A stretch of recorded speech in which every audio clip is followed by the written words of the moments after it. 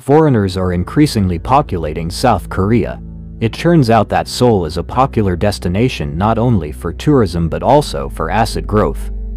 This was revealed by a property broker surnamed Kim who lives in Seodaemun District, northwest Seoul. He said that his coworker recently signed a house purchase agreement with a Chinese citizen. The Chinese nationals are said to want to buy several houses in the city and have friends who are interested in doing the same. Many Chinese people want to buy apartments for investment purposes, Kim said, as quoted by the Korea Times, Saturday, May 30, 2025. Data from the South Korean Land Ministry shows that the number of homes owned by Chinese nationals exceeded 56,000 at the end of last year, among 100,216 foreign-owned homes in Korea. The number of Chinese owners rose by 5,158, or 5.4%, compared with the previous 6 months. Non-citizens account for 0.52% of the total homeowners in the ginseng country.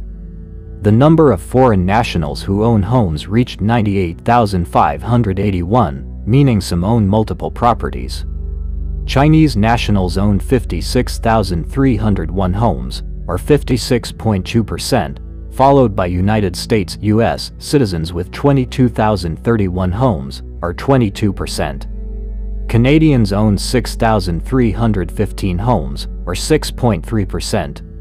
Almost three-quarter, or 72.7%, of foreign-owned homes were in the Seoul metropolitan area, with 39,144 homes, or 39%, in Gyeonggi Province, followed by 23,741 homes, or 23.7%, in Seoul.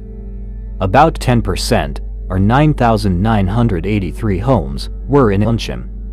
More than 93% of foreign homeowners owned one home, followed by 5,182 people, or 5.3%, who owned two homes. A total of 640 people owned 3 homes, while 209 people owned 4 homes. A total of 461 people owned 5 or more homes. Meanwhile, calls for stricter regulations have been growing to curb speculative home buying. Some have also raised concerns about tax evasion, sparked by news reports of foreign landlords charging monthly rents on 8 apartments they bought while living there on student visas. Foreign buyers are subject to the same loan-to-value (LTV) ratio, capital gains tax and property ownership tax regulations as Korean nationals.